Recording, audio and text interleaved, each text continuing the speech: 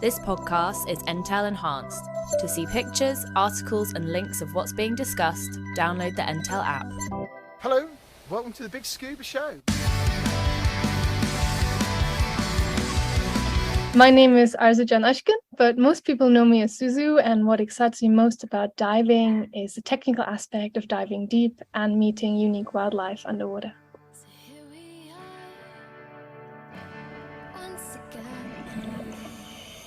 Welcome back to the BiG Scuba Podcast. We are your hosts, Gemma and Ian.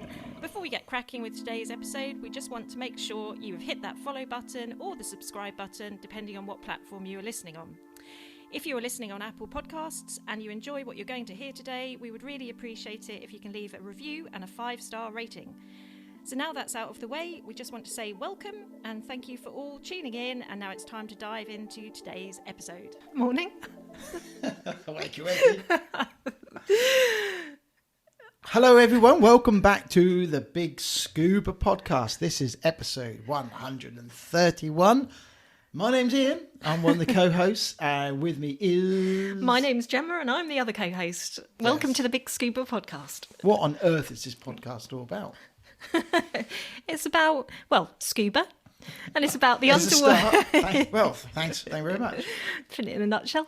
It's about the underwater world, and we talk to people all involved in the underwater world, as well as on top of the water as well. So it's not exclusively diving. We're talking to people. We even talk to them funny lot who like to get on top of a paddleboard and kayak as well. Sailors, yes. Yeah. So we have a chat about all that and about what we've been up to, and we get some great guests, and we've got another great guest. We have this time, but we'll it's a really lovely guest and conversation that we have with Arzucan Askin. Or Zuzu. Oh, Zuzu, yes. Yeah. And she likes to get hugged by caves. Yes. It's quite... Do you hug a cave or would you get hugged by caves? You'd get hugged by a cave, so you're diving in caves, yeah. But you wouldn't get hugged by a cave too tightly. Well, some people do, don't they? George? Yeah, no, shush. They like it's to okay, squeeze. It's all right. It's fine. It's all right. He's out and he's repaired and fighting fit. And hello, George, by the way. He was actually sharing about Capri the other day. I don't know if anyone saw that. Yeah, but I think he's getting back into the cave hugging, isn't he? He is. Okay, enough about George for the minute. Let's talk about what's coming up on the podcast this week. We have got a guest for you, as we said. We've got a Zukin or Zuzu coming up. We've been diving. We've been at Stony Cove. There's lots of dive shows around at the moment. Yeah, there's been Oztech I think that was based in Melbourne, wasn't it? Yeah, there's Oztech Dive Talk going on, actually as we speak. And also got DEMA coming up very shortly in Americas. Let's talk about Stony Cove, why we went. Yep. Because we were thinking about going to actually Swanage Pier, weren't we? We were, but we decided to have a little bit of a training exercise, wasn't it, at Stony? And we had a purpose. Yeah. So we're based in East Anglia. We are on the east end of the country. We are East Coast, and Swanage is virtually the opposite side of the country. Yes, it's a good 6-7 hour drive away. If you're in America, a couple of hours drive is nothing. But this was, I think for us, it's about 5 hours drive. Yeah. So it's 5 to 6 hours. And the only other thing there, we had the weather, which they is had a really bit quite strong southwesterly winds, which when we spoke to the guys down there, actually I've got to say thank you very much for their information. The pier is actually sheltered by southwesterlies, but depends on how much rain they'd got the night before. So we thought, it might be a bit too much of a long drive as a gamble. And you particularly wanted to do some work on your buoyancy on this dive? Yeah, my O3 dry suit. So I'd struggled a bit on a previous dive, Cape and Ray, and got a bit floaty. So just wanted to sort some weights out and have a bit more of a practice. So booked up. Went to Stony, good seeing our good friends at Stony Cove. Hello, you guys. And had a really nice dive at Stony Cove. The visibility was really good. And, in the water's about 18 degrees. Yeah, lovely weather on the top as well. It was lovely and bright, wasn't it? Wetsuits. I was in a wetsuit. Yeah, and it was reasonably steady with people, wasn't it? It wasn't overly busy. No, it wasn't busy at all. Our friends at Crystal Seas were there doing a rec speciality and some open water diving. Yeah. So, and we hopped in and got 2 dives Hands up done. if you've seen one of the Stony Cove carp, though. We have. Yes. Now we spoke to Martin in the shop, and he said, I think he said they got put in 97. Yeah. So they were put in ghost carp and mirror carp. Well, it depends. It depends. Depends if they've got one mirror. So a mirror carp has got like It's a big scale, and they're regarded as a mirror. So if a ghost carp has got one mirror, then it's regarded as a mirror carp. Yeah. I understand. So if I'm wrong, do say. But the ghost carp is white, isn't it? Big. There's two big Pale. ones, two real big ones. One I would say is probably about 15 pounds, and the other is quite a slab. And I was put Quite that a slab? Yeah, it's quite a slab of a fish. Oh, slab. Slab. I thought you said slap. No, slab of a fish. Slapped and they're by a about web. sort of about 20, maybe 22 stone pounds even. Oh, yes. And yeah. So I was looking your nameless across the road. But, Your mind wandering. sorry, mind wandered. And yes, quite big fish. So we got a bit of footage on them. It's quite eerie watching them come towards us, wasn't I it? saw the pike. Lots of pike. baby perch. But absolute thousands of baby perch. I've never seen, well, I've obviously done a few dives at Stony and never seen the life there that we saw. I've seen other shoals, but not quite as much. The cockpit, everyone knows the cockpit. The cockpit was just absolute solid. That was rammed off them, wasn't it? It was absolutely amazing. Yeah. And Viz was really good, like we said. So good time to go diving. Looks like, our coastal dives sort of probably coming towards the end. I think next weekend might be there's a chance, but with Crystal Seas next week. But yeah, it's sort of on our coast. It's sort of coming to the. It's pretty rough today. End. We've been out for our run, and it's really it's churned a bit up. rough. Yeah. But if you want to get in the water and practice anything or do something, Stony Cove's a good place and good as any. And Viz and lots of fish to see. It's worth getting in. So diving wise, we stayed on the shelf. So maximum. So let's just go back. So you've got O3 very kindly have lent you the suit to use. Yeah, an MSF 500. Yeah, and so you're now getting used to this O3 suit of yours. Yes, I've had a cuff dump put on as well. So that's the extra that. And you've got pockets. So pockets. welcome to the revolution. Haven't used them yet, really. It's great. I'm used to not having pockets. But yeah, I think it's a more buoyant dry suit than my Fourth Element Hydra. So when you last used it, you were struggling mid dive, weren't you? With your particularly on a safety stop. Yeah. Because obviously the tank had gone low. So one of the things you wanted to do is sort out your weighting. So I've actually put 2 more kilos on, and that was a revelation. Yeah, so it's helped out a lot, hasn't it? So so they were probably one of the really good dives at Stony, weren't they? It's just, brilliant. Yeah, really nice. Yeah. And that happens. There's nothing wrong with adding another couple of kilo if it means that's what you need, So well, for a happier dive, it makes a difference. Exactly. Yeah. So that was really good. So we've got that all sorted, and I'm ready for my next dive, which will be next Saturday. Awesome. So I think you've reached out to a few people, haven't you? Yeah, diving with somebody else apart from you. Yay! You should. I think it's good. I think it's. That will be a first. Let us know what you think. My view is for Gemma, who's as we know, is a I wouldn't say a new diver, but you're in your early stage of your diving career, and not a regular. Done 50 dives, and it's good for you to spread, I think, your experience by diving with other people. Yes, yeah. Because different people will throw up, not by any means of fault or anything like that, but we're all different. We all have our own little ways. Like we all drive a car in a different way. Yes, yeah. And you'll find that when you buddy up with other people, they will dive in a slightly different way. So, and I'm not the best diver in the world, so it'd be good for you to, and it helped me when I was in your stage of the career is by, I was diving with all sorts, I was in the Polly Wakes lucky dip of buddies. Well, that'll be me next weekend. Went with who? Do you want to dive? Can you dive with me, and I'll follow you around, and or vice versa, and that was great. Yeah, yep. So we can get to Stony Cove next Saturday, and so if anybody's there, come and say hello. The flag will be flying. Yep. And you'll be DMing, won't you? Dive mastering. So I'm DM duty. Polly's DM, and we've got a small group of students. Open water. Yeah. So I might on the Saturday dive in my wetsuit because the water's still going to be warm, and most of it's going to be on the surface and shallow. Just going to be on the shelf in a few meters. And I was thinking, well, if it's going to be a nice day, I think I'll just put my wetsuit on. Yeah, we need a day like today, lovely sunny weather. Where on the Sunday we always go a bit deeper on the Sunday to take the students down so they get a little bit more of a feeling for depth. Mm-hmm. So about not far, only about 12 meters.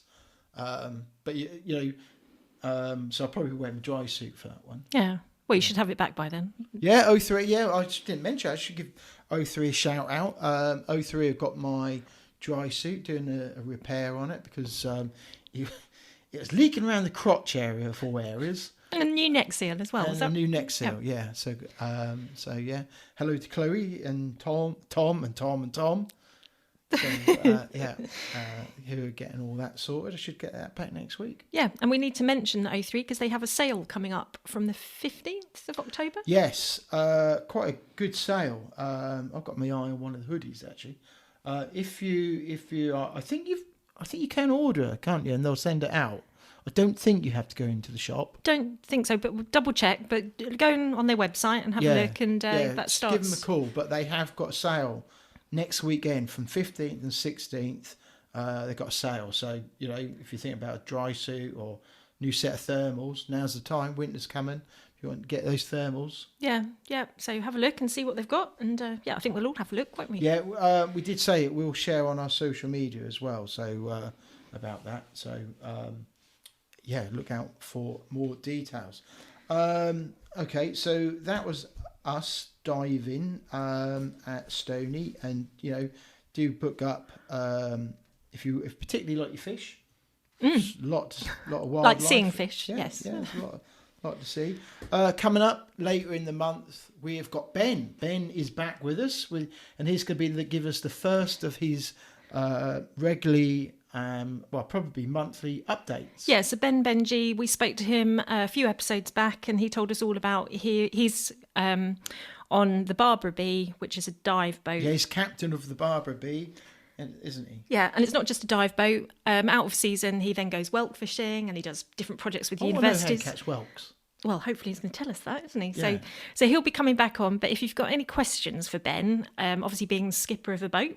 If you want to ask him any questions, he really loves Lundy. So if you've got any questions about Lundy Island, he's the man. He's the youngest coxswain of the RNLI boat as well. Yep. Not just that one, but nationally. So he's come from a family, seafaring family, well known in the area. Him and his family. His dad runs a dive boat. He's been involved lots of different people. I think Ross Kemp, when he did his programme, used their boat. He was on the Obsession, well. Yeah. So well known, and it's gonna be really cool having Ben on. And we're looking forward to having his regular updates because he's going to show us a whole different light, what do dive captains do in the winter when they're not diving anymore. And, so he's based in Ilfracombe in North Devon. So that's his position where he is in the country. Hopefully we'll get a few funny stories. And it's not about shaming people or anything like that. No, it's just about a few funny stories he can tell us. That'd be really cool. I'm sure he's got lots. I'm sure he has. Yeah. Yeah. So that's coming up. So any questions, then drop us an email or send us a message on social media.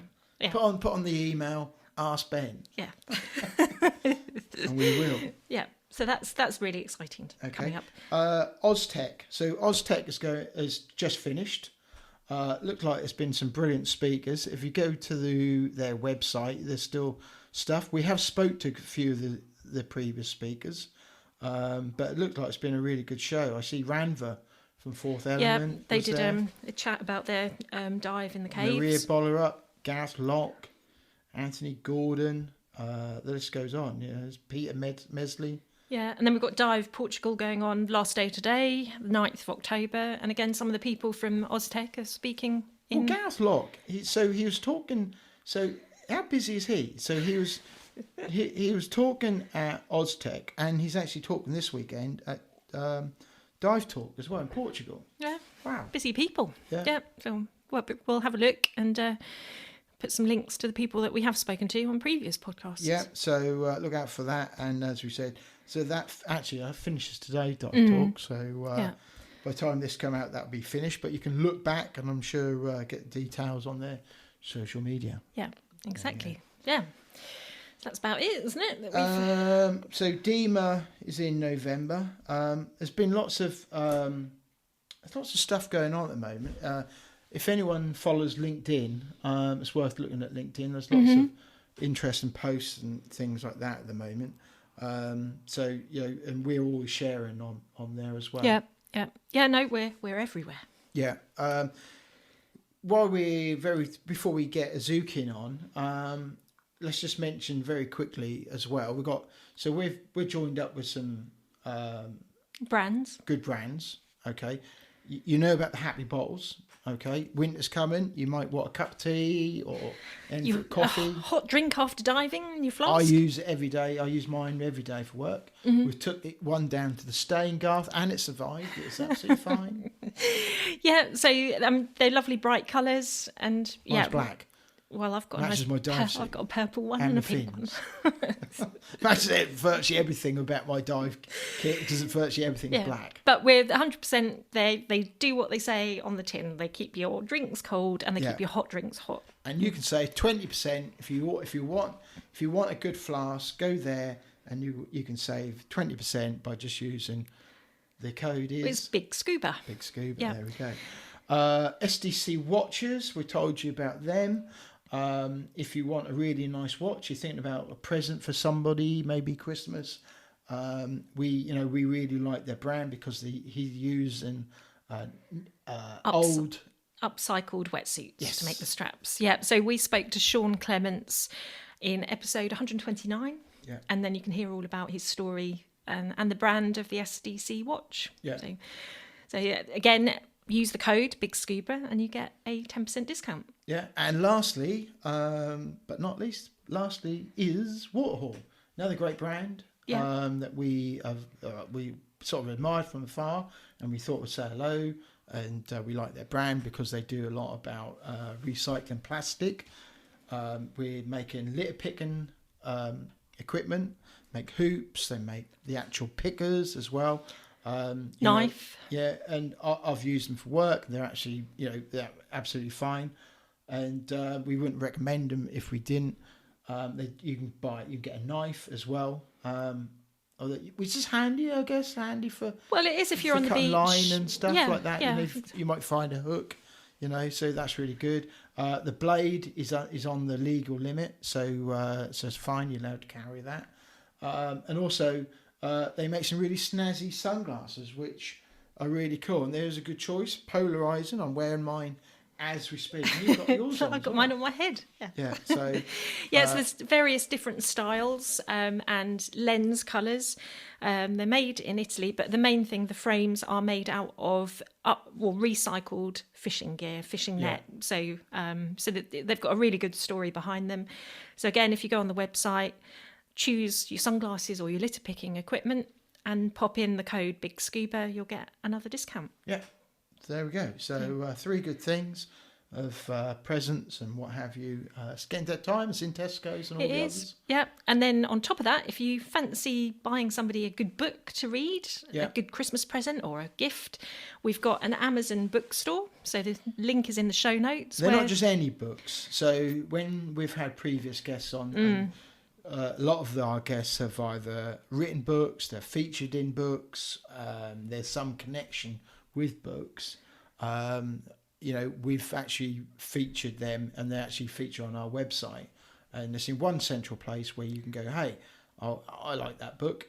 Yeah. And it actually says on there where what episode and a bit about the author or our guest of why they were in that book. Yeah, yep. So if you head to our website, www.thebigscuba.com, and then you can go to our library page and have a look at the books. Yeah, have a look. We always would like your feedback. Don't forget to leave us a review. We ask every week. Nobody ever taken any notice. I don't. Does anybody listen to the podcast? I hope you do. Come on, surprise us. Surprise us. It doesn't cost anything. Just a review to let us know what you think about the podcast, and that'd be really cool. It'd just be really nice. We'll even give you a shout out and say, hey, thanks for leaving us a 5-star review. That'd be really cool, and that really helps other divers find our podcast. Yeah, so we look forward to hearing from you. It's you. free, honestly. I'm not lying to you. It's free. Yeah, so or just have a look at our website. It's all updated. Yeah. Tell us what you think. Yeah, it's all on there. Even pictures of you on there. Thanks. Right, that's enough of this. Let's get Arzucan on, and let's have a chat with her and find out what she's about, and find out about this Hug and Caves business. Yes, yeah.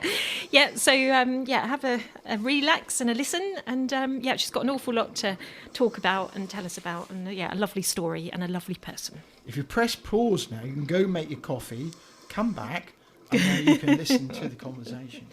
Yeah. So this is Arzucan Askin. Let's do it. Hello. How are you? I'm good. It's so great to meet you guys finally. Hey. Yeah, you too. So, Zuzu, welcome to the BiG Scuba Podcast. It's really nice to have you here, and you're out in Indonesia at the moment. I am indeed. I'm in the small town called Amed in the north, which is mostly known for freediving, but it's also got an amazing technical dive instructor, Mark Crane, who I first met here, and he's kind of one of the reasons I ended up staying here for a little bit longer. Yeah, no, that's really good. Brilliant. So how did your underwater journey start? Oh, it started as a kid. I learned swimming before I learned walking. My parents would always take me to Turkey in the summers as a baby, and I just always loved the sea. And then at 15, I did my first scuba certification and was instantly hooked. And then in high school, I joined a scientific diving program called the Coral Monitors. And this was in a school in Hong Kong that taught us how to dive scientifically and taught us how to monitor coral reefs. So I did that for 2 years. And then I went the standard path, became a rescue diver, became a dive master, worked as a dive master. And then I was awarded the Rolex Scholarship, which is a scholarship for young divers that covers a year of... Sorry, my puppy's crying. It's a scholarship for young divers that covers a year of advanced dive training, marine science, underwater photography, filmmaking, underwater medicine. And so that scholarship took me around the world, and that's when I became a technical diver. So I did my advanced decompression diving qualifications. I became an extended range trimix CCR diver. So I'm now certified on 2 units to dive on rebreathers. And basically now the ocean is my full-time office. Although right now I'm on land, but the idea is to be underwater as much as possible and as long as possible. Brilliant. Yeah. So with the Rolex scholarship, you actually put in an application. Yeah. So you have to write a series of application essays consisting of what your vision is for the future of the oceans and how you're going to contribute to that. Another one regarding your dive training, what your training plans are, sort of the diving skills you really wish to learn and why. And then you also have an interview, which was terrifying when I had mine, because it's very, very intense questions. And then, there's 3 scholarships awarded globally. So there's a European scholarship, which went to me last year. There's an Australasian scholarship, and there's a North American scholarship as well. I've only heard about this over the last sort of couple of years, and it sounds such an amazing opportunity for anyone who are lucky enough and fortunate enough to be selected for that. And I think there's some previous people who, and we spoke to a few of them, and they're all gone on to do some amazing stuff. Mm-hmm. And you spend time with some amazing mentors as well. You do. I mean, it's a year where when you receive the scholarship, people always say you can reach for the stars. Anything is possible if you make it happen in the scholarship year. Now, I had the scholarship during COVID, so my year was not a traditional scholarship year in that sense. A lot of big expeditions I was meant to be on were cancelled, or opportunities to work out because of permits or health restrictions on numbers of crew. But we've had people work with some of the world's leading cave divers. We've had people join Nat Geo underwater expeditions. I got to go to the Arctic during my year on a very special project called Arctic Sense. And what was that like? It was a sailing project because my big passion aside from diving is sailing. And I always wanted to bring the two together because it's a way to traveling without carbon emissions and it's quiet. So I work as a conservation scientist, so I work with wildlife. So diving is a tool for me to meet wildlife and study wildlife. But so is sailing, because when you're in the Arctic on an icebreaker, maybe you'll see a whale, but the whale is not going to come up to the side of your boat and hang out and really have a proper encounter and interaction with you. Whereas on a small sailboat, they stay around, they look at you, you really feel like you're communicating with them, and it's much easier to study them because you're quiet. Yeah. So we headed out to 80 degrees north into uncharted Arctic waters. Wow. And I had my first ever ice dive in my new dry suit there. Dived under the ice, collected water samples, deployed acoustic monitoring equipment to listen for the whales. Yeah. A lot of Arctic whales have frequencies that we can't hear with our human ears. Oh, okay. But the acoustic equipment, the monitoring equipment called the hydrophones, they're able to pick up on those frequencies, and you can see that on a graph on your computer, and you know it's a whale. You can't hear it. Oh, wow. Yeah. So could you like alter the frequencies down or up so you could then hear what they were doing? You can edit some of them, but it would take a lot of editing and you'd still barely be able to hear a proper sound. Oh, right. Okay. So mostly you rely on the spectrogram to see it on the screen. Some whales you can hear, like obviously like humpback whales, for example, you can hear singing, but we haven't had those up in the Arctic in Norway. We're mostly working with blue whales and minke whales. There were some belugas as well. We didn't see them, but our monitoring equipment picked up on them. Wow. We were like, oh, there's a beluga somewhere there. Yeah. So what was the diving like in such extreme temperatures? Cold. Aside from cold, it's challenging, and every ice diver knows is the amount of equipment you're wearing. So all the layers, and I'm someone who gets really cold, so I was wearing multiple undergarments, and I just looked like a Michelin man in my dry suit. Because you think you look really cool in your dry suit, and then you look at the pictures and you just look like a slob. And obviously you have to dive with steel tanks and extra weights. So in my case, I was wearing kit that weighed more than my own body weight. Wow. And doing that on a small sailboat that's rocking and doesn't have much space to move around. Wow. Jumping off and getting back on, especially, it was very challenging, but very rewarding. Yeah. So you didn't have to step too far on the boat then, I presume. You kind of like got geared up and virtually straight in the water if you got all that weight on. Yeah, geared up, took 2 steps and I was out in the water already. Diver fitness. Yeah, that's when it all comes together. Yeah. Well, I mean, one of my missions, I actually wrote this in my diary after the Arctic expedition, was lift more weights to be more ready for these kind of things. Yeah. Because as a small petite woman, I was really, really struggling. For the big guys on the boat, it's not a problem because they're all tall and strong and they've been diving under ice a lot, whereas I came from the tropics and I was all skinny after like a year of working behind my desk at university. I showed up and barely moved. That must have been such a shock to the system when you're used to, warm water conditions and that, and go from one extreme right to the other extreme. Yeah, it was, but more the gearing up part. As soon as I was in the water, my brain went, wow. And I completely forgot that I was wearing kit, that everything was cold or heavy. I was just mesmerized, especially the colors of the ice. Yeah. With the light reflections, the wildlife, the whole ecosystem looks different from anything I'd seen before. Yeah, I bet.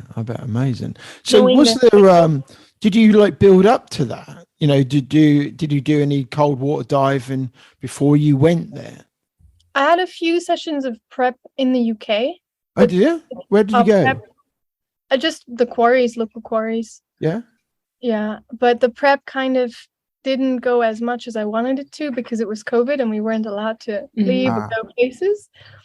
So it was a very interesting step into the world of diving again after COVID, where I'd had a long break. I'd been behind the desk, and I tried to work out at the university gym a lot to prepare. Yeah. And I went wild swimming actually more than I went scuba diving, because it's hard to get around during the pandemic, and a lot of the diving places closed.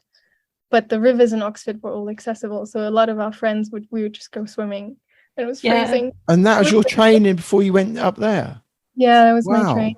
Yeah. Well, wild swimming became, I think, through the pandemic, it became quite popular, and even we were snorkeling in the river, weren't we? Yeah. And that kind of helped, leading up to my actual qualification. It's just because that's what got you into it. Yeah, you need that water fix. Like for me, not being in the water for that long was just torture. I was like, I'm going crazy. I need to be submerged. I don't care if it's cold or if I'm wearing anything or not. I just need to be underwater. I think once you start in that watery journey, whether it's swimming, diving, free diving, you do need that fix, or seeing the water is just No, that's so what else did you have on your journey through the Rolex Scholarship? So I had a series of technical training where I started with Intro to Tech with Mark Powell in the UK, who's been amazing. I then did my commercial diving qualifications. Wow. Okay. Crystal Channel Diving Services, which was epic because they're the same diving provider that takes care of a lot of the dive safety for big natural history productions like BBC Planet. Yeah. So to be able to learn from Neil and the crew that have actually worked on film sets and on scientific projects in commercial dive capacity was amazing. Also to be able to say I'm now a commercial diver and I can actually join commercial diving operations, in my case with a focus on science and media projects. So I don't do welding underwater, although it is cool.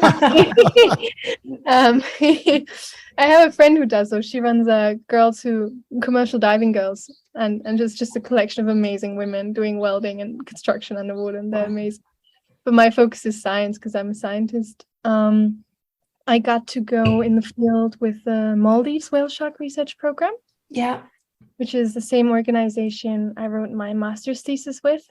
So I was looking at the impact of tourism on whale sharks and analyzing injuries in sharks from collision with boats. And so to be able to go in the field and work with them and get more data was fantastic. I then went to an island called Fumala in the Maldives, which now we're trying to set up a project on, where I got to dive with tiger sharks.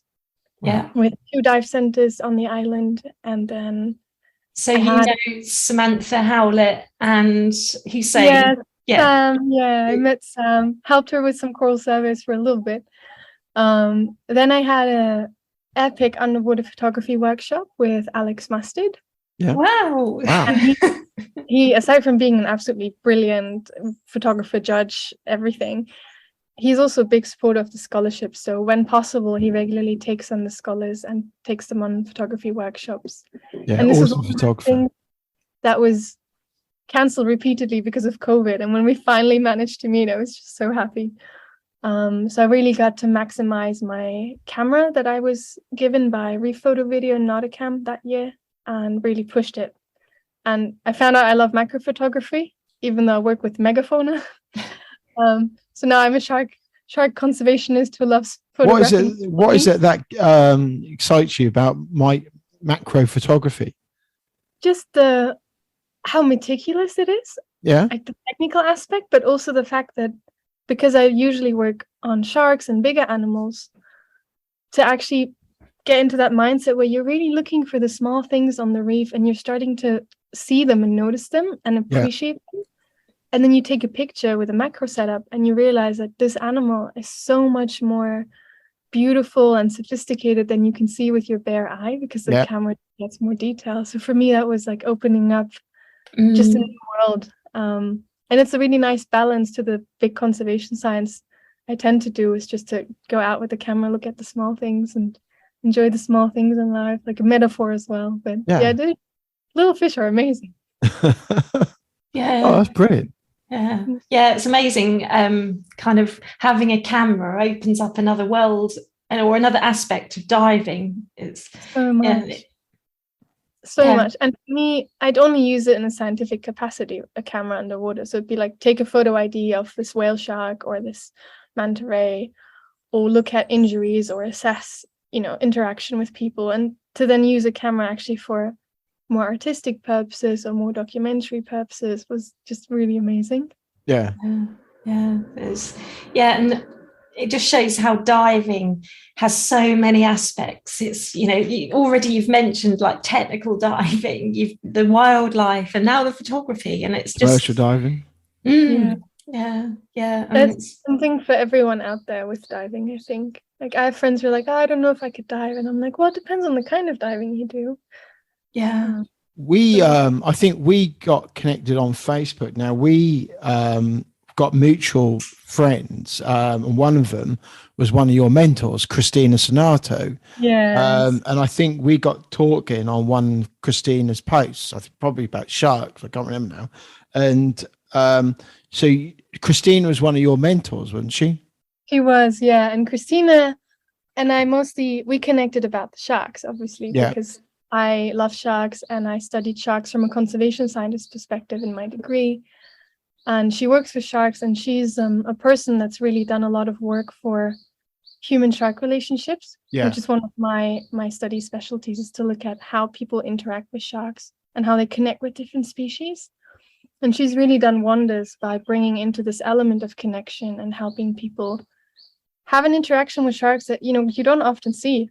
Most kind of forms of human-shark interactions we see everywhere are either shark attacks or shark fishing or shark finning, and it's always these very strong, scary things.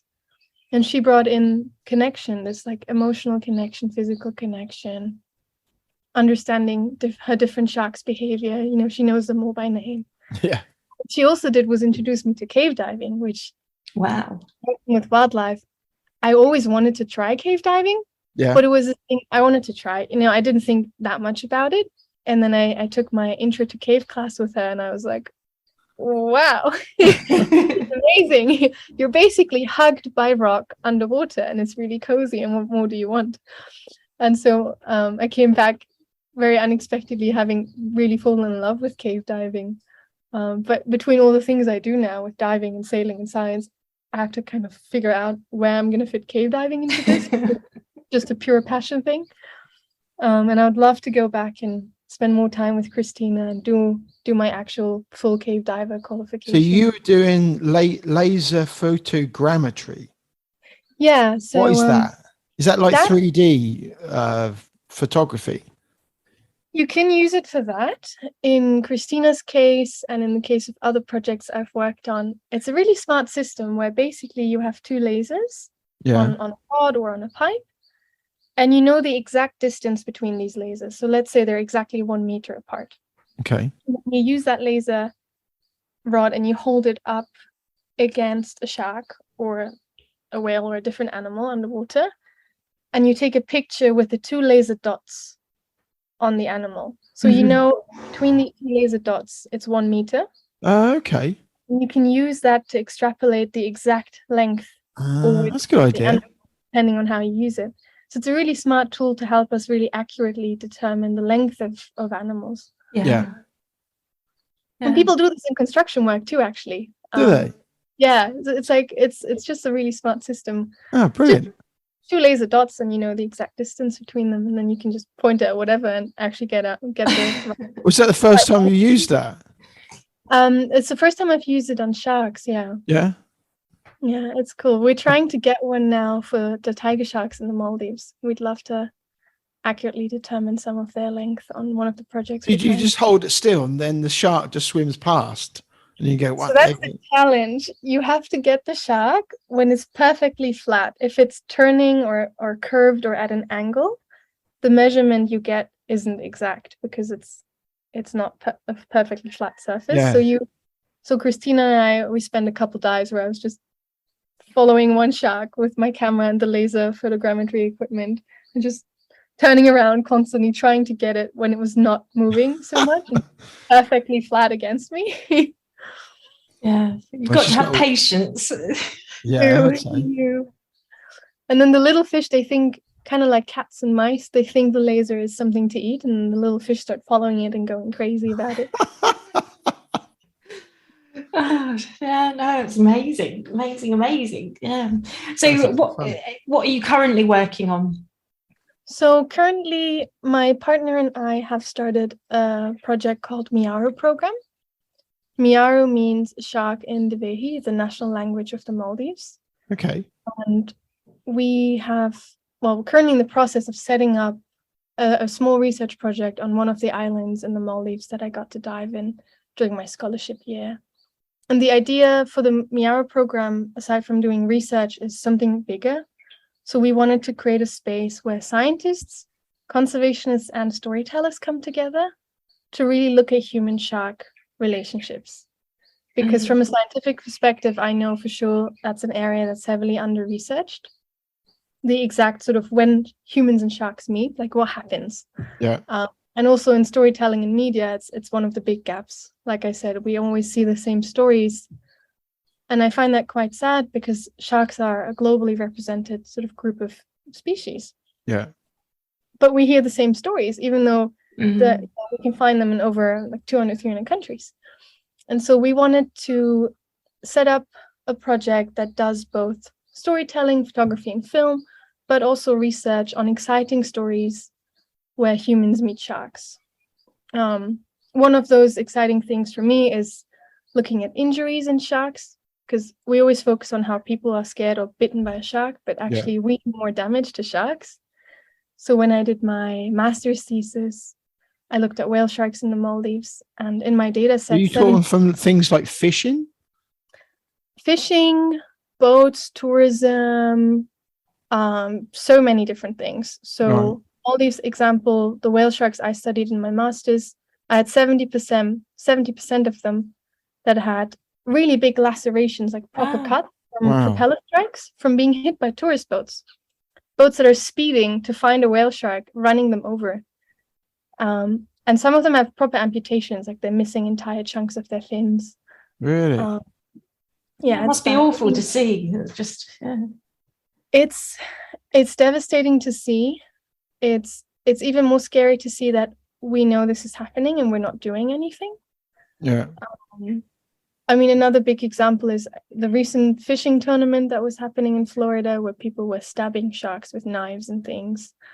So we'd really love to tell more of these different shark stories.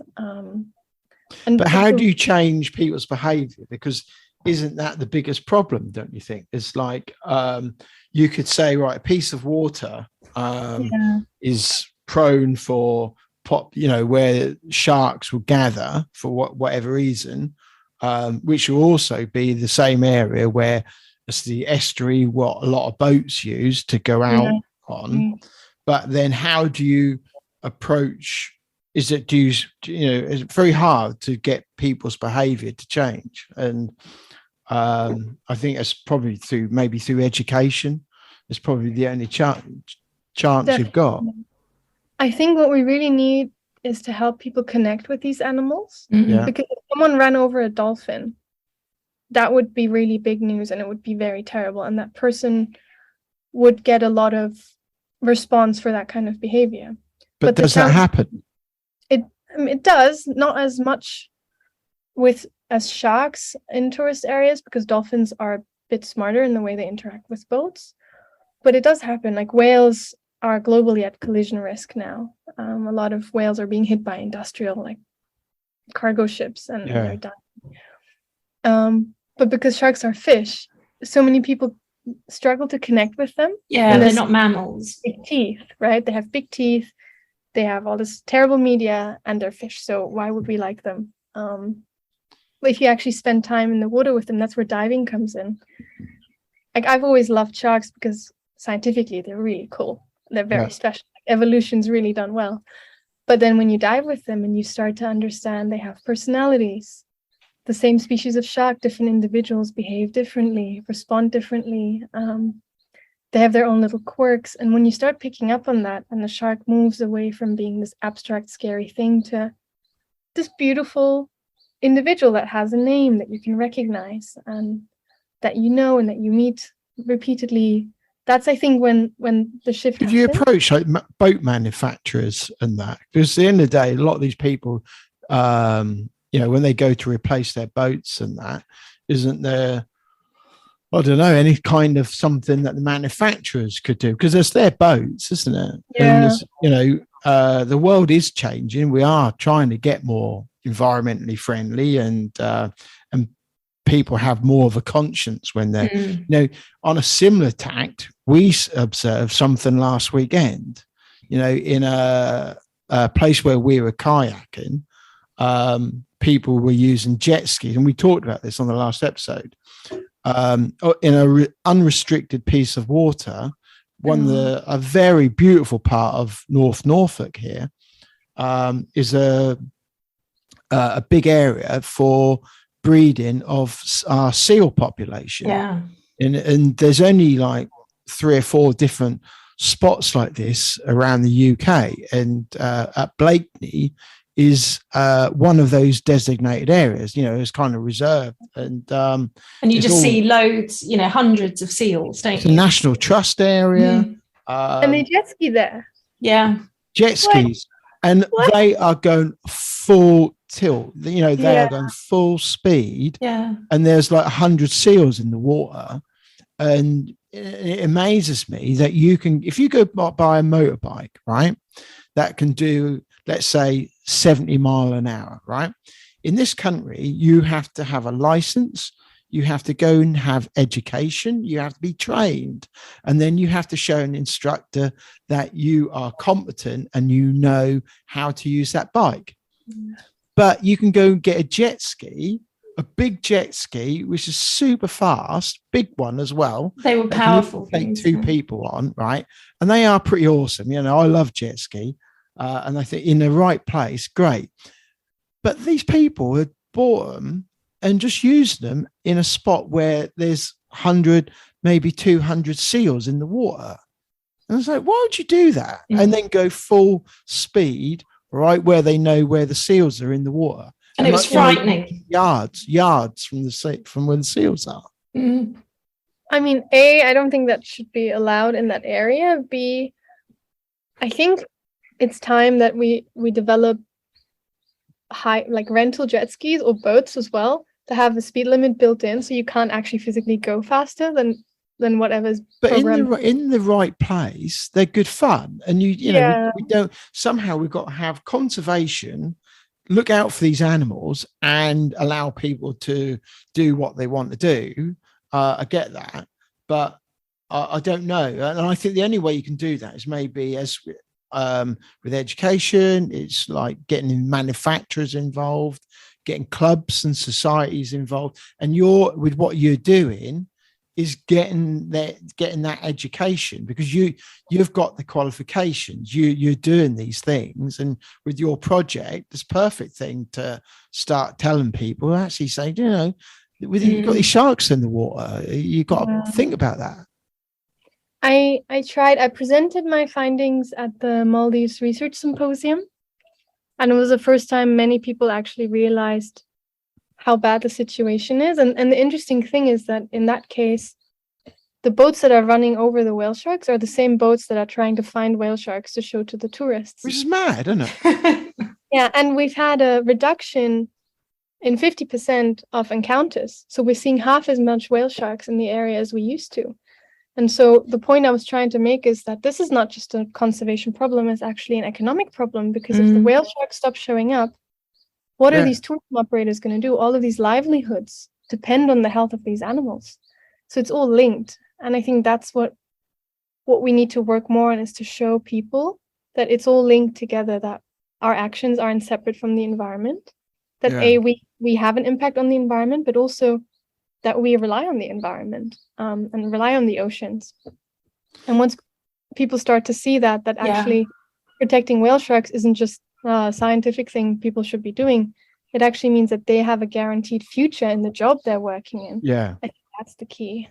But some people don't see that, though, do they? Because they're just thinking about the pound signs, the immediate pound signs, and that's why they're racing out there to go see them, and not thinking actually about the long-term problem. And by the time they do, it will be too late then, because the whale sharks will have gone. And yeah. I mean, I think the Maldives will turn it around because awareness is spreading quickly, and there are fantastic organizations out there doing the work, doing the research, meeting with stakeholders, trying to really push. And equally, there are also amazing tourist operators out there who are raising awareness, trying to tell their colleagues to do better. So I think it's just about helping those advocates more and raising their voices and their abilities to talk to the people they are most close to, because that's the one challenge with science or generally anything, is that people respond better if it's a colleague or a friend telling them something. Yeah. But if it's someone from what they perceive as a higher up position or an outsider or something foreign or a different organization, something they're not linked with or connected with, they get very defensive, right? Yeah. And this happens everywhere, not just in the ocean space. Like if our friends call us out on bad behavior, we're like, oh yeah, you're right. But if some other person does it, we're like, who are they to tell me what to do? Yeah. And so it's about finding those heroes in each community that can transfer the message and help start that change. And I guess people's perception of tourism sometimes can be quite bad, that it is damaging the environment, but it just shows that you can partner them up with organizations to do really good things as well. Massively. I mean, there are lots of brilliant examples of really well done sustainable tourism. Tends to be a little more on the pricey side of things. Galapagos, yeah, all the permits that you have to get to even go on a liveaboard. But these things work. The challenge is they do shut some people out who can't afford to pay the fees or go diving in that way. But I think at the moment, when our oceans really need to recover, that is a small price we have to pay, or until there's global behavior change and somehow everyone is very sustainable. But they do work. The permitting systems, they work. Well, the Galapagos is a prime example, and it does show that. And, and it just shows that citizen science and everything else that goes on up there does work. And, the animals are flourishing, and that has to continue, isn't it? It is. And it helps people feel part of the work that's being done. Like I met a guy in the Maldives who met an oceanic manta ray, and he didn't know that the Manta Trust does manta research in the Maldives and is able to identify mantas and how that works. It's quite simple because all mantas have spots on their belly that are unique, like our fingerprints. And so I was like, hey, send me your picture. I'll forward it to my friends at Manta Trust. And then they ID'd the manta for him, and he got to name the manta, and he named it after his daughter. And now every time he sees a manta, he's like, I'm sending the ID, and I'm writing down what time I saw the manta and at which depth and what, how many people were in the water. And he's providing data. Yeah. Right. For him, it's really exciting. But what he does is provide a really important data point for researchers. And so if we can do more of that, that's amazing. And it's a great way to get more data and to get more people excited. Yeah. And now he always messages me and he goes, have you seen her again? I'd like to know if she's back. She isn't back yet. We haven't encountered her ever again yet, so we don't know where she's gone. But Clementa. Yeah, but that's an amazing example of getting somebody completely passionate about something, that just by giving it a purpose. Exactly, and making it personal and individual. It's the same with sharks. When we say, oh, you can identify different shark individuals, you can tell them apart. People are like, really? And we're like, yeah. And then you talk to some of our friends we have who are in the shark diving community, and they know so many sharks by name because they've memorized the patterns on their faces and the stripes and the dots. And it's amazing to bring that personality and individuality to these animals, because that's really what helps people connect. Do you know Simon Hilborn from the Manta Trust? Yeah, I do. Yay. I work with him in the Maldives.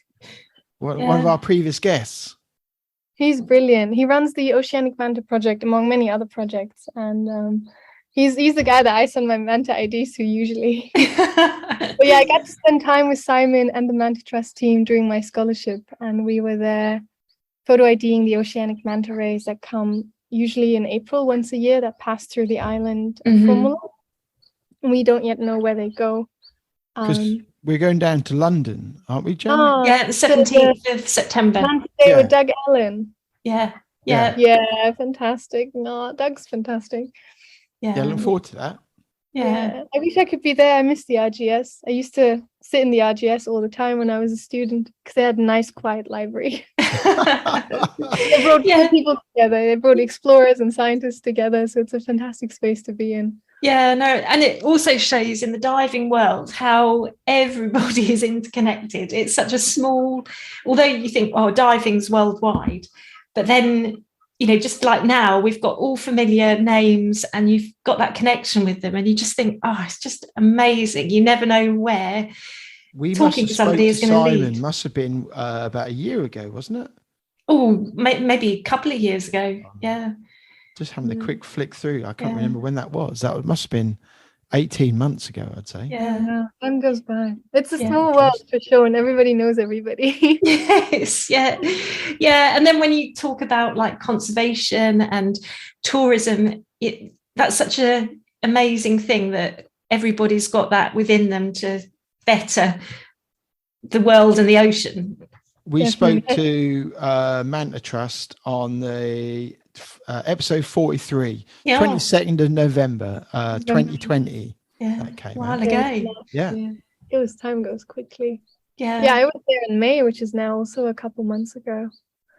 And we've also spoken to the Galapagos whale shark guys. Yeah, Jonathan Green. Yes. Yeah, and that was incredible. And we had Man the Pacific. Did they tell you about how they tried to ultrasound a pregnant whale shark in Galapagos? Yes. Yeah, because that's fascinating. That fascinates me, the fact that they don't know that bit. And I think that's great. It's crazy. I test all my work on my mom because my mom's terrified of the ocean and she doesn't dive. And you know, one of your questions was like, who would you take diving? I was like, I want to take my mom diving. But so whenever I find something interesting that might help people feel more connected to sharks and potentially empower them in a conservation mindset, I tested on my mom and I showed her some ultrasounds from tiger sharks that were taken in the Bahamas by Sulikovsky lab. And she was like, what? That's like when I had you in my belly. And I was like, exactly. Not quite exactly the same, but you know, similar, the sentiments there. And instantly in my mom's head that shifted how she sees sharks. She's like, oh, so they're mothers too. I was like, yeah, they are mothers. They're not just senseless fish. And I mean, again, it's a fine line because they're still wild animals and we do want to treat them with respect and not make people think too much that they're human, like anthropomorphizing them too much. But a little bit of it I think is very helpful in shifting global shark narratives. That's like one of my next dreams for the next year or two is to raise enough funding to buy an ultrasound machine and be able to train one of our local staff members in how to use it and be able to get some ultrasounds of sharks, which would be fantastic. Yeah. So we spoke to the Galapagos Whale Shark Project on the first, it would have been June 2020. Yeah, 2020, and that came out the first. And we spoke to Jonathan and Jenny from the Galapagos Whale Project. Now, that fascinated me because they were saying that the whale sharks turn up pregnant and then they disappear. Mm-hmm. They don't know where they go. And then they come back and they've got a baby with them. That's like, wow. How cool is that? The fact that there's still these bits of, you know, animals and science that we still don't know. There's still a mystery.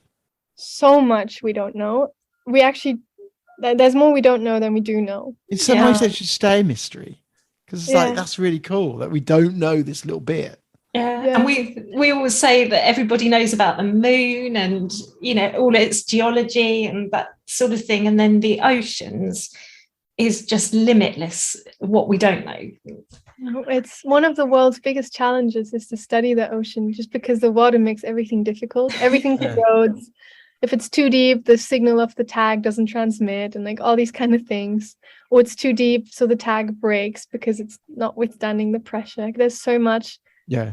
Ocean research is a tech challenge. It's the world's biggest tech challenge. People going to the moon and to space, I think people should be investing money into marine research because that's harder to find proper technology for underwater research than it is to build a spaceship. Yeah. Yeah. So let's talk about tech for a bit. So Yeah. you rebreather. Yes. You've done a lot of diving on that. How was your training? What was the deciding factor about getting into rebreather diving? For me, I always wanted to stay down longer. Yeah. You know those divers that try to really maximize their time on a single cylinder? That was always no, I don't want to come up. So one of the big reasons was just that desire to be able to prolong the time I have underwater. And then obviously looking at the kind of science I want to do in the future, realizing that with rebreathers, I'm able to have much more intimate wildlife interactions, which will allow me to get really important images. Yeah. Or capture video that would aid in studying a certain species, but also going deeper than you can on just a no normal open circuit system. So looking at things like tiger sharks or thresher sharks, which I would love to study at depth. So then I was like, okay, well, aside from funding, which is always a challenge in science, was keeping me from doing this. And the big piece was I don't have the training yet to be able to do it. So I said, okay, I want to be a rebreather diver. So I spent my whole scholarship year working up to that. And then at the end of the year, I went all in and I started on the AP. And now I've switched to the Revo because it's more commonly used in a lot of film and research expeditions. And yeah, I'm in love. I mean, aside from being able to stay down for a few hours consecutively, don't make any bubbles, so you're super quiet. All the fish come in your face. And it's a brilliant tool, really, to be able to engage. Are you noticing that difference in animal behaviour? That you're not no longer blowing bubbles, that you find it easier to interact. I haven't tested the rebreather with sharks yet because I still have to buy one. And they're very expensive, so I'm waiting for some funding or research grants to come through. But I have gone on a dive with my instructor here in Indonesia, and we had a pair of mating eagle rays. Wow.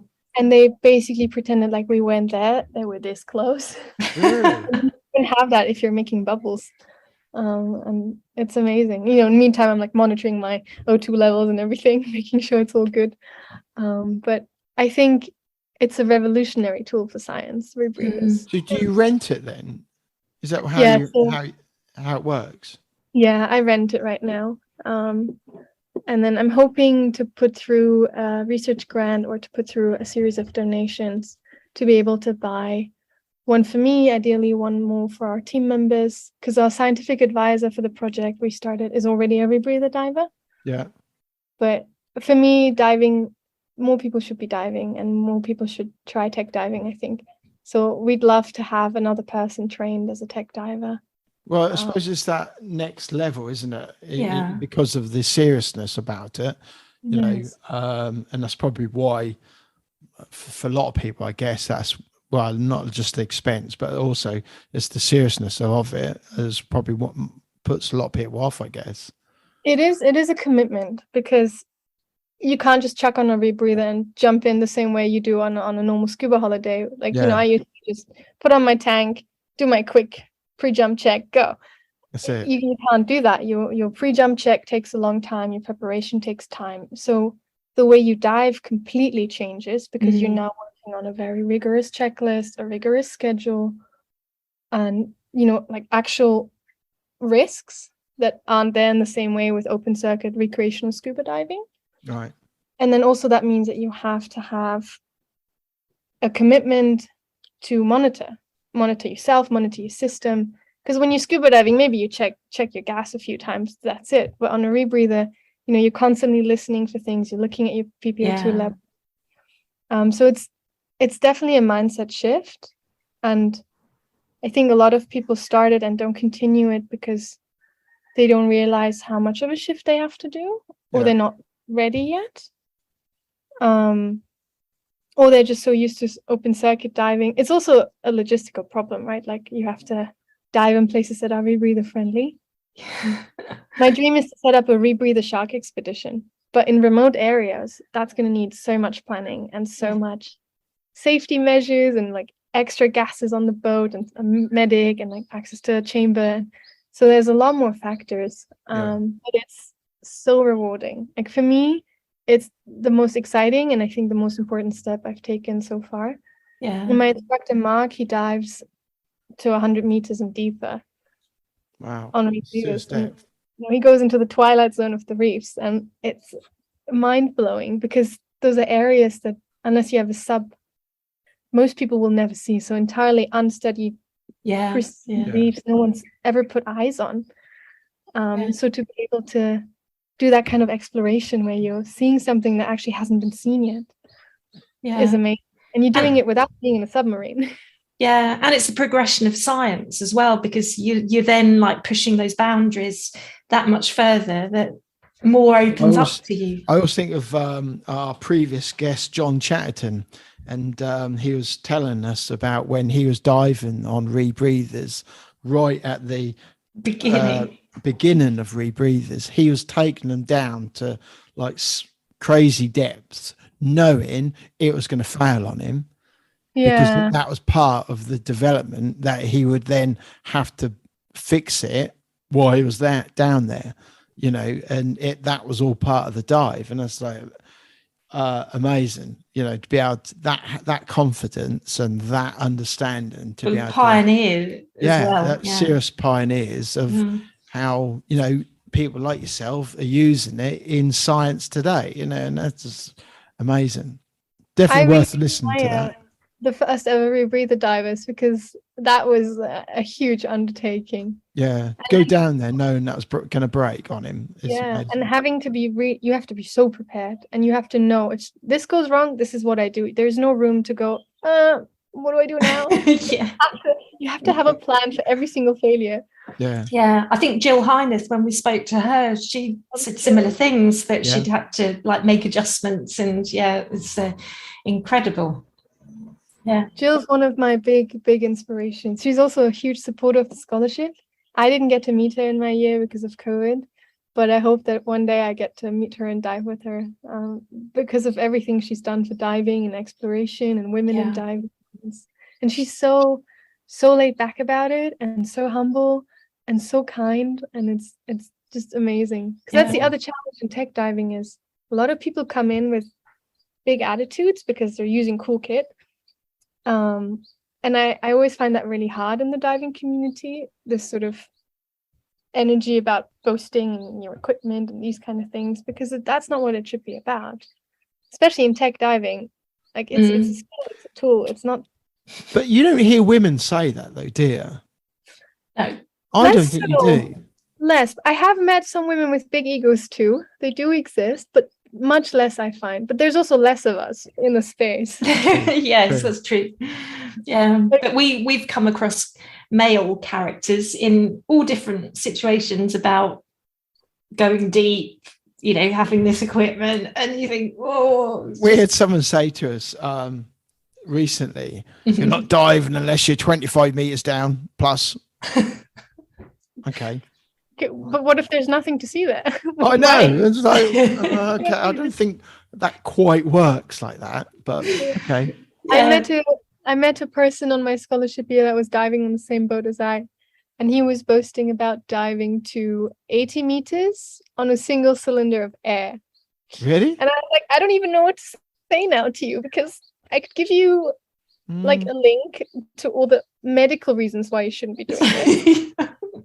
And I'm pretty sure every scuba instructor on the planet would tell you it's not a very safe or smart decision.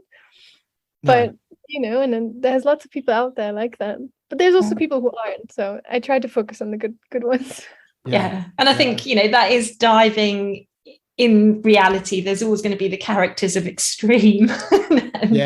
And maybe they're doing sometimes diving for the wrong reasons, if it's like they've got to fulfill this figure of depth, and you think, is that what diving's about? I compare that to going to the gym, because a lot of guys and I was probably guilty of this at some stage until I started going to CrossFit, where you think it's all about the weight, and it's not.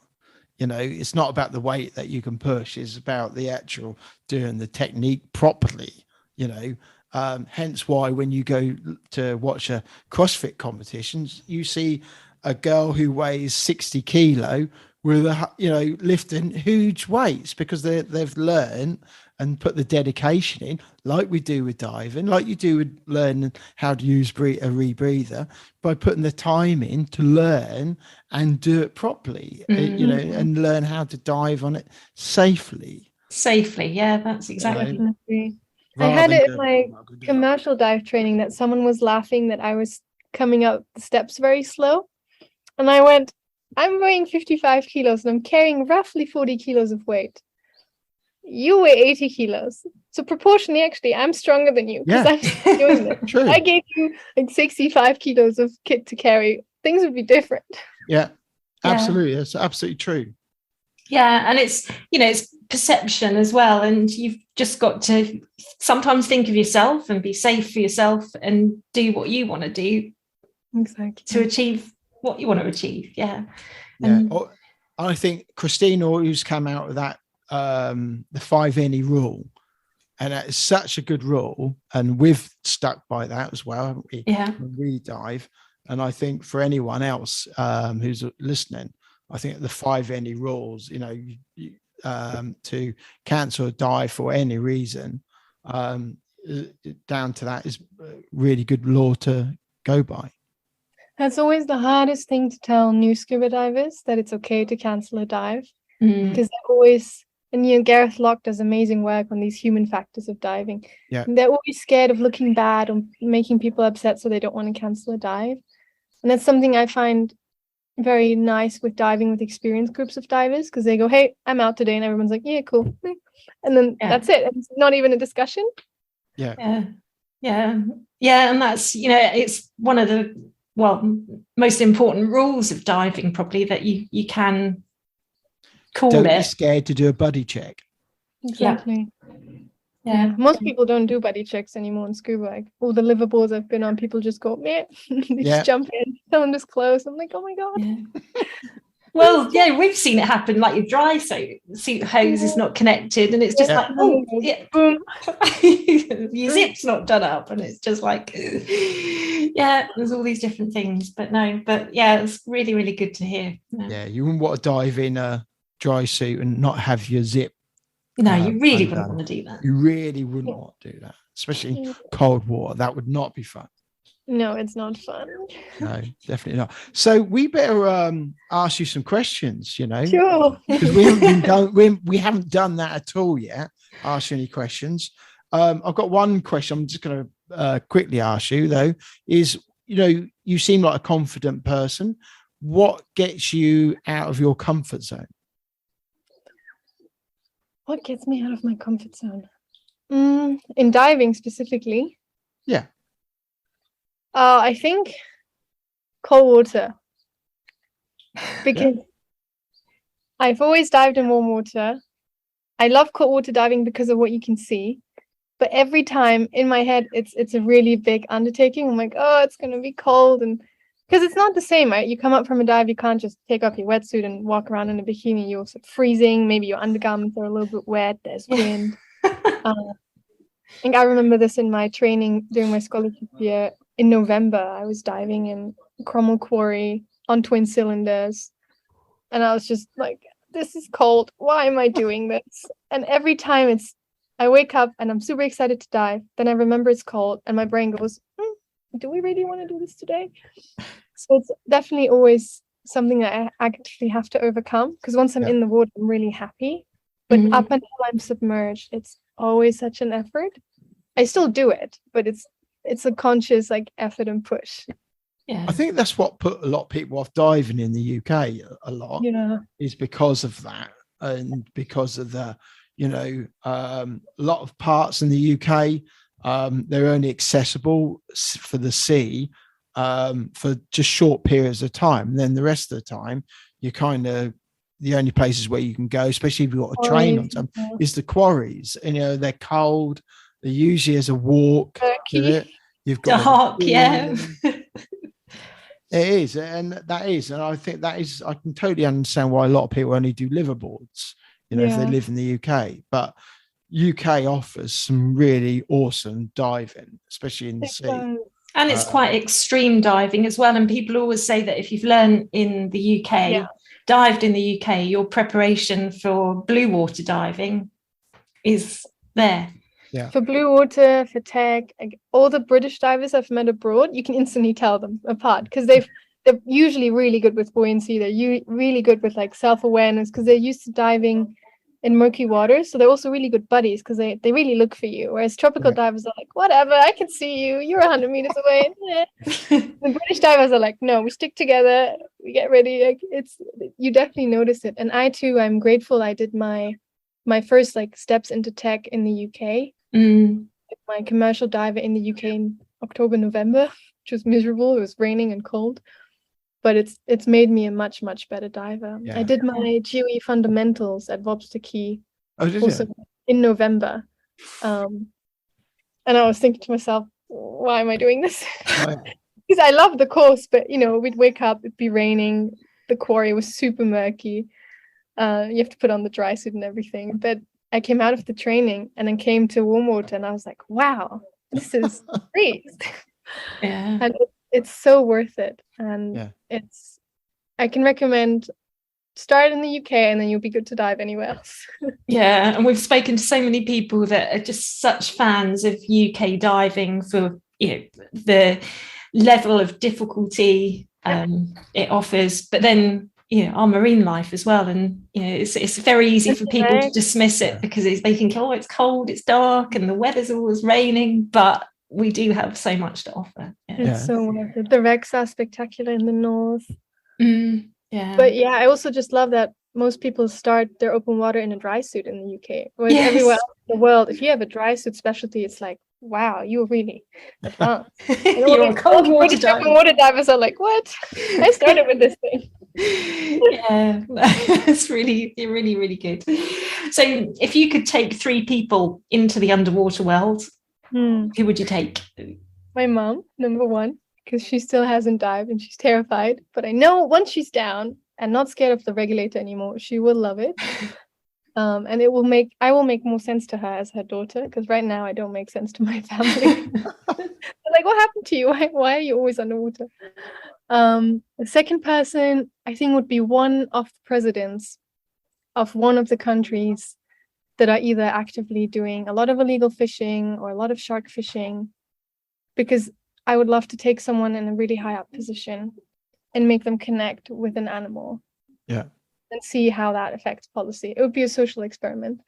Third person, that's a tricky one. I think I'd love to have the third person be someone like Jill Heinert, or maybe Fabian Cousteau, or maybe even my friend Aaron Agramson, who I still haven't dived on rebreathers with together. And just have a really advanced diver by my side who I look up to. And do a project or something. I think that would be my 3 people. So it would cover like the whole triangle of someone I know, someone I think who needs to see the ocean, and someone who I really want to share a dive with. Oh, brilliant. Yeah, good choices. Yeah, very good. We like to give our listener a bit of a nugget in life. So if there's a nugget you can give us to share with our listener, what would that be? Doesn't have to be about diving. If it's about diving, great, but it doesn't have to be. But something that a listener can take away as a learned point, what would that be? I think it'll be an ocean life nugget. If you want to work on the oceans, in the oceans, or on ocean issues, you don't have to be a biologist. This is something I've always found very puzzling, is that everyone thinks the only way to work at sea or help the oceans is to study biology. Like most of our ocean problems are people problems. Overfishing, illegal fishing, pollution. Those are all questions that go back to land and back to people. So if you're a lawyer, if you're an economist, if you're a political scientist, if you're a teacher, you can become an ocean person. You can use your knowledge, because we need a lot more of that in the ocean space. Like if we had more lawyers trained in addressing ocean issues, if we had more economists trained in blue economy, if we had political scientists actually studying conflicts at sea specifically, like if we had entire courses that are more than just marine biology, but like ocean social sciences, how amazing would that be? Because I think that would really transform the oceans at a social level and at a political level. And I think that's what we really need. And biology is amazing. But if it comes to solutions for most of the ocean problems we have now, more biology and more ecological information is much needed, and it's always good. But for some of these problems, we already know enough to act. We might not know enough to understand the true gravity of the problem, but we definitely know enough to act. And to act, we need all these other disciplines and all these other people. So you need more educators in that. More educators and more disciplines empowered to look at the oceans. Like, if you're a lawyer, have a look at ocean law. If you're a political scientist, look at how you can use political science to help the sea. If you're an artist, make more ocean art. If you're a filmmaker, learn to dive and start doing films underwater on stories that are different. Like, really, I think my big life nugget is, if you love the ocean, then you're ready to go. You don't need to study marine biology to dive or help the ocean. That's particularly true, especially with filmmaking, because how many of these movies, especially Hollywood movies, they've got massive budgets, and then you watch them and they're hideous. The physics usually involved are so far, bizarre and not correct. It just makes a joke of the movie, as a diver, because you think, well, that's not going to happen, and I think that's a fair point you've raised. Yeah, it's a big gap. A lot of the people making media aren't the same people that love the oceans, so they don't choose the topics. And I'm only seeing this now more because my partner is an underwater photographer filmmaker, and his entire work and the trips he leads, the wildlife trips, are all about connection with the ocean, helping people connect with wildlife. And that's really made me realize, looking at his pictures and his videos, he comes at it from this connection angle. And it's such a different experience watching his clips and pictures compared to someone who just took a camera and just went in. Because you have to know what to look for, you have to know what to capture. And I think that's another big gap we have in the media landscape, is people filming who actually understand the animals. There are some brilliant individuals out there that do it, but very few. Yeah. And also, our planet is 70% ocean. And yet there's such a little focus, proportionally again, on that huge 70%. It's very little. I wish always that one of the people investing into space travel would invest into marine research, because the millions of dollars that go into us flying into the space, if scientists had like $100,000 each, they'd already make a really impactful project with it, let alone like $1 million to do marine science. Most of us are scrambling for grants constantly, and it's like small grants, like 10,000, 50,000, Got these billionaires who just want to have 10 minutes up in orbit, didn't Branson and Bezos, is that the Amazon guy, and it's like, you're absolutely right. You got all this stuff right on the doorstep, and they don't explore it. And it is the planet. Help the divers, help the scientists who are trying. Get in the ocean. So if you had a billboard that you could put out to the entire world, so you could put it on as words, or it could be images, videos, what message would you put on your billboard, and why? I think I would put down if I had funding, I'd put down come experience the ocean with us for free, and set up a bunch of projects where people who've never been at sea can go experience what it's like to look underwater for the first time. Because there's so many, like even in the UK, I just saw yesterday there's a film being made called Finally I See, and it's about a group of London students who've never been to the ocean, and the film captures their reaction to seeing the sea for the first time. And I think my message would be that just get more people to see it, because once you see it, I mean, we're the best example. You were just captivated. It's possible not to be. And the UK, for example, is an island, and there are so many islands there's around the world, and people, I live on the coast, but there are people that live here that don't go to the beach. And I'm thinking, I don't understand that at all. And so many who can't swim in the UK. Yes. Maldives, in Turkey. We've got entire countries and cities next to the ocean, and the inhabitants have never been further than they can walk.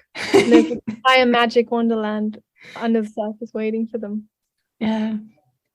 But I guess some people are just wired differently. Some people don't want to see. I can think of people in the town where I live, and they've spent a lifetime of never actually explored, never even had a passport, got no interest in it, and that's very hard. But then that is why we need people like yourselves and the Alex Mustards of the world to highlight to even people like that, to say, well, actually, this is what is going on in the world. This is what's actually going on in the ocean.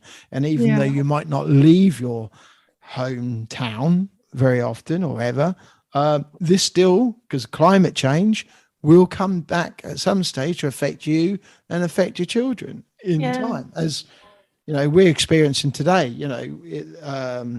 our hottest time ever, in the UK since records began, the biggest, hottest temperatures ever this year. So it does affect everyone. It's going to be the coldest summer we'll have in the UK, because next summer is going to be hotter. And the dryness, there's no rain, and these are all things that should be kind of in people's heads now, like this is happening for a reason, because of us, and it is all about education at the end of the day. It is. I think another thing I'd love to put on a billboard is, you have probably touched a shark today without knowing. Sharks are everywhere. They're in our dog food, they're in our cosmetics, they're in our medical research, they're in tech research. There's barely an aspect of human society that hasn't been touched by a shark, either through inspiration or through a shark-derived ingredient nowadays. Wow. So you could have a picture of something random and say with that slogan. Yeah. And people wouldn't have to think about that connection. So many women's cosmetics, so many medications are done using shark-derived ingredients or using shark genetics as samples. It's amazing. Cancer research, car design, airplane design, media. Sharks are everywhere, and most people don't realize this. Dog food has shark in it sometimes. You can go to Spain on a holiday, order a fried fish, and you get shark, but sold under a different name. It's still so common. I think that's another thing I'd love to help more people see, that we're so connected with sharks without realizing it. Yeah. People won't know. No, really, that's just a really interesting conversation. We've covered so much as well. And so much. We've gone all over the place. But that just shows the ocean brings so much, joy and knowledge, and fulfills so many aspects of life. It's incredible. Yeah. Thank you for being such a great guest. It's incredible. Thanks for having me. It's so exciting to be here. No, it's great. That's great for coming on. So where do people need to go to follow you? So I have social media, but I'm starting to use it more, because being a scientist, I wasn't really much on Instagram up until the last year or so with the scholarship. Best way to follow me is my website, which is www.arzucan_askin.com. Hard to spell, so you'll get the link. If they want to follow or even help our efforts with the shark projects we're looking to set up from a science, storytelling, conservation, or even funding perspective, miyaru.org, miyaru.org. We're just in the starting phases, and we'd love some support. That's the best way to follow me. We'll put all those in the show notes as well. Amazing. So people can click on them and find out a bit more about you. Thank you. I'm always up for emails, questions, collaborations. Feel free to message me, whoever's listening. And keep us informed about your project, and then we can share as well. So happy to do that. That'd be great. Keep us posted on that. So have you got any diving planned for this week or coming up? More free diving training and a little bit more rebreather hours, which is amazing. We get to do both in the small town we're in right now. It's sort of a free diving heaven. but it's also a really great place for tech diving. So I get to switch from wearing nothing but long fins to wearing all the rebreather and all the stages and everything. All the gear. All the gear. Excellent. I like to switch it up. Brilliant. Well, certainly a life full of variety. Yeah. Yeah. Yeah. Well, thank you very much for coming on. It's been really good, and glad we got that done. That's been brilliant. It'll be really good to share. So, Yeah, it's so nice to see you guys finally. Yeah, yes, you too. Okay, welcome back. Hope you enjoyed that conversation that we had with Zuzu. Yes, and say thank you very much to Zuzu coming on and giving us some of her time. Yes, yeah, it was really, well, she mentioned so many people, didn't she? Yeah. A lot of them previous guests.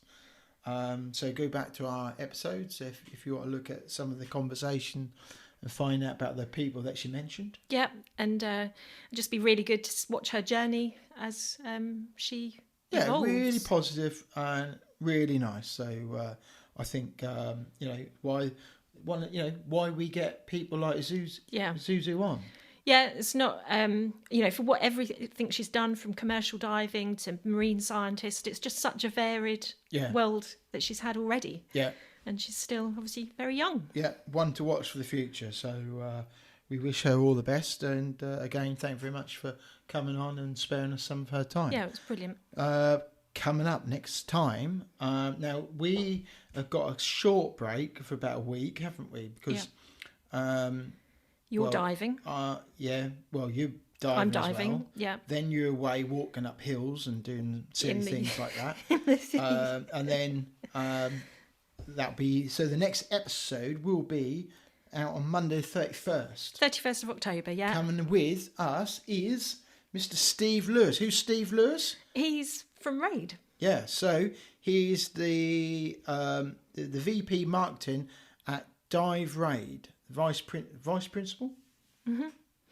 Yeah, but he's got loads of experience, and we had a great conversation with him. So never met him. Sorry, we have not met vice him. president. Vice president, I meant. Oh, and we met him at the Go Diving Show. Yeah, March 2022. And we hadn't met him before then, not come across him. We were introduced to Steve, and I always struggled hearing in big areas like that. But honestly, it was brilliant. We could have talked to him for hours. It was, he's really interesting, and just done so much as well, and really promoting the diving agency RAID. Very well known in the diving world. It's done a lot of teaching, a lot of technical diving. What more can we say? He is one of the guys who, if you do a lot of diving, you would come across Steve at some point. I'm pretty sure. Yeah. So that's one to look forward to. So it is. Yeah, it's really good. And he's out in right out in Canada, isn't he? In the wilderness. Yes. Right out in the wilderness, and brilliant. So look out for that. It's coming. Steve's coming on in a couple of weeks' time. Yeah. So in the meantime, check out our website and let us know what you've been up to, whether you've been diving or on the water, under the water. Yeah, there's loads of ways you can contact us. You can contact us through the power of social media.